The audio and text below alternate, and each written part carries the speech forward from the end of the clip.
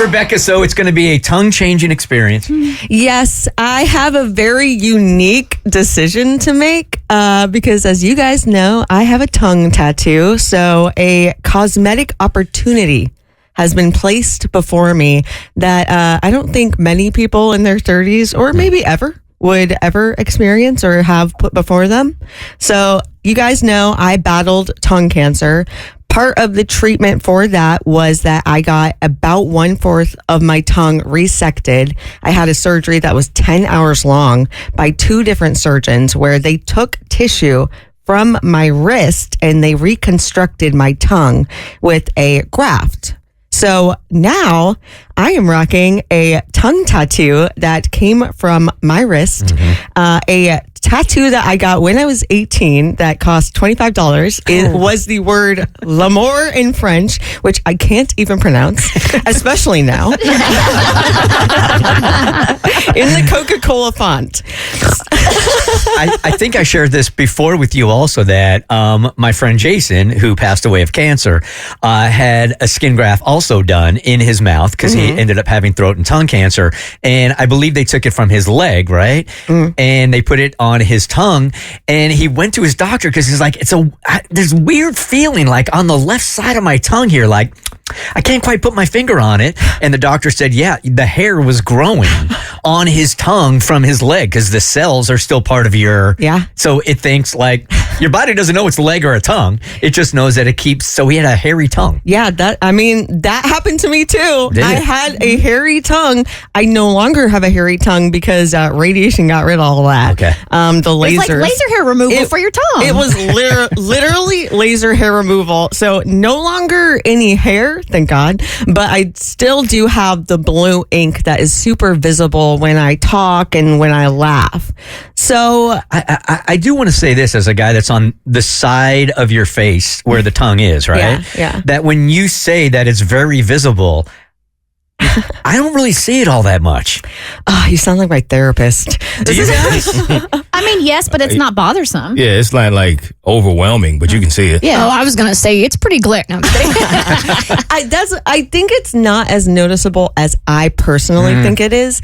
It's, what's funny is I can always tell when someone notices it. And it's when I laugh usually because I have a pretty big open mouth laugh and my jaw unhinges and you can just see sort of the full thing and the blue ink is there at the front. That's when I notice people notice it. Well, it's a good thing that you're part of the Bert Show where there's just not a lot of laughter.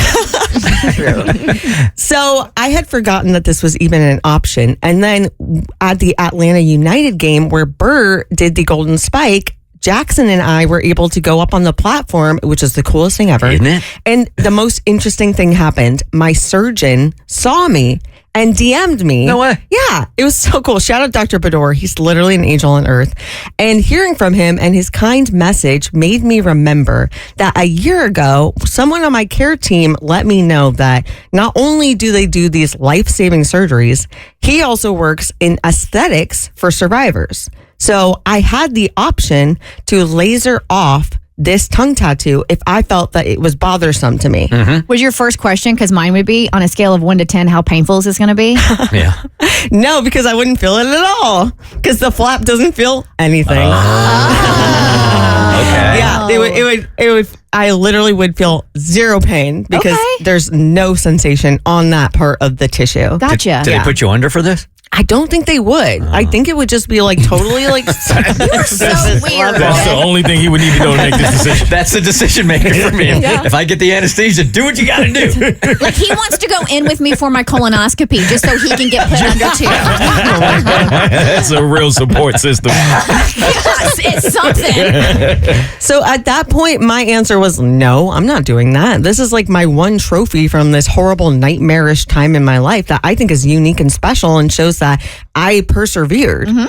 I feel differently now. I've been struggling with it a little bit, honestly. So when my surgeon DM'd me, I had never at that point ever had a stranger ask me about my tongue or my tattoo. Since then, I have had 2 people, strangers, don't know me, ask me, do you have a tongue tattoo? Or what is that on your tongue? It happened yesterday. Really? I was literally sitting in the chair at my salon thinking, how am I going to talk about this? How am I going to tell this story? And the salon assistant said, do you have a tattoo on your tongue? And I was like, yeah. And I'm going to be honest, every time I have to tell someone about the tattoo on my tongue, whether they ask about it or whether I offer up the information, it is a bummer. Yeah. I don't like it. At first, they're super excited and interested that I have this tattoo on my tongue. That's really cool. They say, oh my God, I didn't even know that was possible. I say, don't recommend it, girl. And then I show them, honestly, it's my fault probably for over explaining when I don't need to. I show them the skin graft on my arm. I say, this is where it came from. They are shocked. They don't know what to say. Right. When they ask me, why did you have to get that done? And I tell them, I battled tongue cancer. It's like I'm dropping a bag of rocks just like in the middle. That's not your fault. That's their fault for asking. I know, but I need to be stronger about reacting to reactions. And I'm not yet. I'm just not. I absorb their reactions strongly and they don't know what to say, which makes total sense. Who even knows about tongue cancer? I didn't. People don't know how to respond when you say you battled cancer and you have these major scars and changes to your bodies. Like, it's difficult to respond to, and it upsets me. It upsets me to see the reactions. It makes me feel like I'm not normal, and I want to feel normal again because I'm living my new normal now. And I feel recently like I am on top of this mountain. I have battled this monstrous thing. I am with my friends. I'm talking. I'm eating. I'm in love. Yeah, she is. She used the L word. Like I will forever remember every day. There's no option for me not to remember what happened to me and what I went through and what I pray I have beaten because of my tongue and because when I eat and when I speak, I will always remember. But I don't think about it every minute of the day anymore. I go hours without thinking about it, and that's amazing.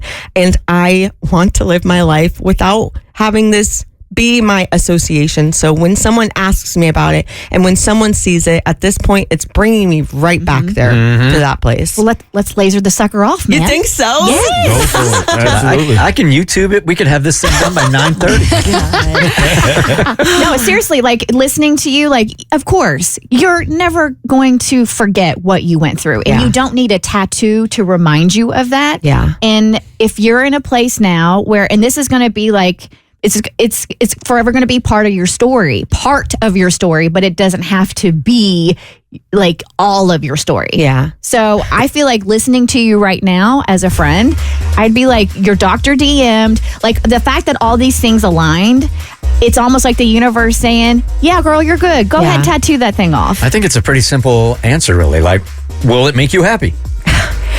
I'm debating it. You know what? I think I'm going to get lasered off and I'm going to get something new. A new tattoo. How about a tattoo of a tongue on your tongue? Yes. Bert, how much of a bonus will you give Rebecca if she puts the Bert Show logo on her tongue? Oh my God. Oh yes, queen. We can talk. The Bert Show.